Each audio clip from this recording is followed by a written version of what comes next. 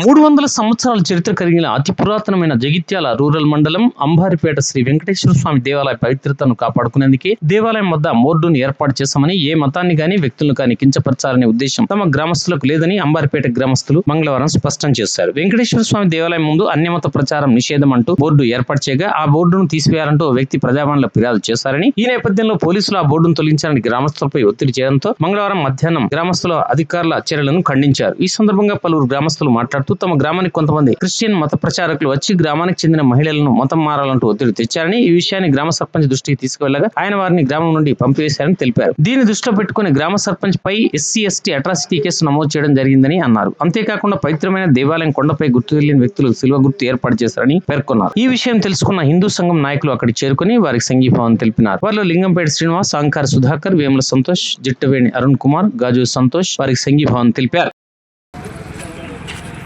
జై శ్రీరామ్ జై శ్రీరామ్ జై శ్రీరామ్ జై శ్రీరామ్ జై శ్రీరామ్ జై శ్రీరామ్ భారత్ మాతా కీ జై భారత్ మాతా కీ జై.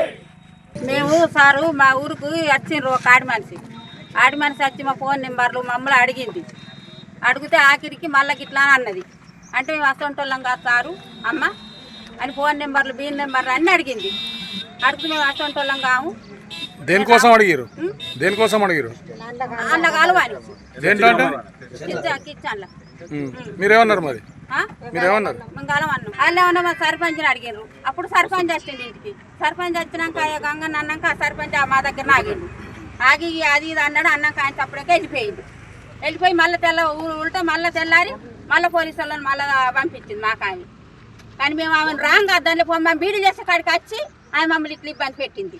మేము ఊళ్ళోకి వచ్చి తిరిగి పోంగా సుఖం మేము వద్దలేము, మేము కాదని అనలేము. మమ్మల్ని మళ్ళీ బదనం చేసింది. బదనం చేసి గీడికి తెచ్చింది ఆమె. దేనికోసం ఇబ్బంది పెట్టిందమ్మా? దేనికోసం ఇబ్బంది పెట్టింది? రమ్మని మీకు ఇది ఉందా మీకు అది ఉందా అని అంటే మేము రాము, మా ఊళ్ళో లేరు, మేము రామని చెప్పినాం. ముఖ్య కారణం ఎందుకంటే ఇంతకుముందు మాకు 2 ఇన్సిడెంట్లు జరిగినాయి వారి వల్ల. ఒకటి ఏం జరిగిందంటే మాకు ఇక్కడ దేవాలయం పురాతన నుంచి 300 సంవత్సరాల నుంచి మాకు ఇక్కడ వెంకటేశ్వర స్వామి దేవస్థానం ఉంది. వాళ్ళు క్రిస్టియన్స్ వచ్చి పైన గుట్ట పైన శిల్వను పెట్టడం జరిగింది. మేమే ఆ శిల్వను తీసి వాళ్ళకి చెప్పి ఆడికే సర్ది చెప్పినాం. సెకండ్ది ఈ ఇన్సిడెంట్ జరిగింది. క్రిస్టియన్స్ వచ్చి మా యొక్క మహిళల దగ్గరకు వచ్చి మీకు ప్రభుత్వం నుంచి పథకాలను ఇప్పిస్తాం, మీకు హాస్పిటల్లో ఏమైతే మేము చూసుకుంటాం, మీరు ఆదివారం నాడు చర్చికి రండి అలా ఇలా వీళ్ళు మభ్యపేట చూసిరు. వీళ్ళందరూ కలిసి సర్పంచ్ కంప్లైంట్ చేస్తే సర్పంచ్ వచ్చి వాళ్ళని వారించడం జరిగింది. అలా పోయి పోలీస్ స్టేషన్లో నుంచి పోలీసులను పంపించి బెదిరించే ప్రయత్నం చేసిరు. మేము అందరం తీర్మానం చేసుకొని ఇలా ప్రతిసారి వచ్చిన ప్రతిసారి మేము అందరం ఉండలేం కాబట్టి అందరం కలిసి దేవస్థానం పరిధిలో అందరం కూర్చొని చర్చించుకొని ఒక బోర్డు పెట్టినామనుకోండి. వాళ్ళు వచ్చినా కూడా బోర్డుని చూసుకొని పోతారు.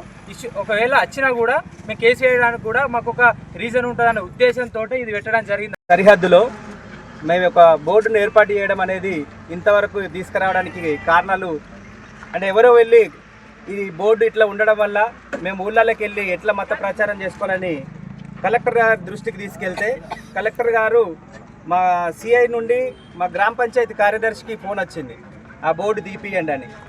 నాకు అడిగిండు, మా కార్యదర్శి అడిగిండు, ఇట్లా బోర్డు తీపియమంటుండంటే దానికి తీపియమనడానికి గల కారణం ఏందో మేము అడిగినాం. అడిగితే అది నిషేధము, అది రాజ్యాంగంలో లేదు, అది ఇది అని అంటే మరి రాజ్యాంగంలో లేదు అని అనడానికి కలెక్టర్ గారు ఏ రకంగా మరి దాన్ని ప్రోత్సహించిరా లేకపోతే ఎట్లన్నా మాకు అర్థమవుతలే. ఎందుకు ఇలా అడగాల్సి వస్తుందంటే బోర్డు తీపేయమన్నారు. మేము చేసిన కారణంలో మాకు జరిగిన ఇన్సిడెంట్స్ ఇందాక మా యువకులు చెప్పారు.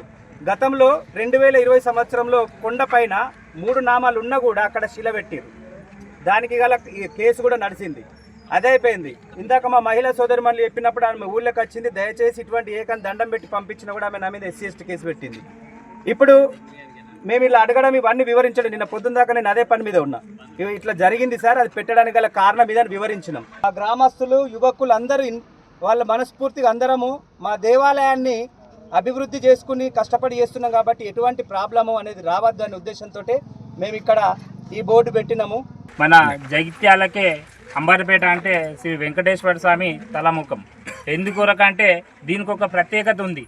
ఈ ప్రత్యేకతను దృష్టిలో పెట్టుకొని మత ప్రచారకు మరి పాస్టర్ అయినటువంటి గోవిందపల్లె చర్చి ఆయన ఏ ఉద్దేశంతో హిందూ మతం మీద దాడి చేయడం కొరకే ఆయన అన్యమత ప్రచారం కొరకు దీన్ని బోర్డును తీసేయాలని ఒక సంకల్పం కట్టుకొని ఆయన నిన్న కలెక్టర్ గారికి అది మెమోరాండం ఇవ్వడం జరుగుతుంది. మేము హిందుత్వం నుండి ఒకటే హెచ్చరిస్తున్నాం, నువ్వు ఇట్లాంటి కార్యక్రమాలు చేస్తే నువ్వు ఉన్నది మొన్న గవర్నమెంట్ 1% కిచెన్ ఉందా అని చెప్పిండ్రు.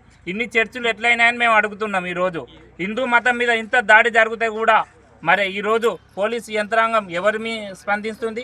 బోర్డులు తీసేయమని చెప్తుంది. మేము ఒకటే చెప్తున్నాం, హిందువుల మీద ఇంత దాడి జరిగితే కూడా మీరు పట్టించుకోక రాజకీయం ఓటు కొరకు చేసినట్టయితే మేము విశ్వ హిందూ పరిషత్కి వెళ్ళి పెద్ద ఎత్తున ఉద్యమం చేస్తాం. ఇదే కాదు, ఈరోజు మరి గోవిందపల్లిలో ఉన్న చర్చి FTLలో కట్టిండ్రు, మరి దాని మీద యాక్షన్ తీసుకోండి. అట్లాంటివి తీసుకోకుండా ఇట్లాంటి మంచి కార్యక్రమాలు చేసుకునే మరి ఊరందరూ ఒక ఐక్యతతోటి హిందూ మతం ఇక్కడ ఉన్న వాళ్ళు కూడా కిచెన్ వాళ్ళు కూడా మాకు అభ్యంతరం లేదని చెప్పి లెటర్ కూడా రాసి ఇవ్వడం జరిగింది. మరి ఇంత మంచి కార్యక్రమం చేసుకోగా కూడా ఈ దైవ కార్యాన్ని నిర్వీర్యం చేయడానికి ఒక పాస్టర్ చేసిన కుట్రను మరి ఈరోజు పోలీసు యంత్రాంగం గమనించాలి, వారి మీద వెంటనే యాక్షన్ తీసుకోవాలి. అది ఏదైతే గోవిందపల్లి ఉన్నదో చర్చి దాన్ని వెంటనే తొలగించాలని చెప్పి మేము డిమాండ్ చేస్తున్నాం. మేము వచ్చే సోమవారం నాడు దాని మీద కంప్లైంట్ చేయడం జరుగుతుంది. అలా అదేవిధంగా ఏదైతే మరి చర్చిలు ఉన్నాయో అన్యమతంగా పర్మిషన్ లేకుండా చర్చిలు నిర్మిస్తున్నారు, మరి అవిటి మీద చర్యలు తీసుకునే విధంగా పోలీసు యంత్రాంగం కానీ రెవెన్యూ యంత్రాంగం కానీ యాక్షన్ తీసుకోవాలని విశ్వ హిందూ పరిషత్కి వెళ్ళి మేము డిమాండ్ చేస్తున్నాం.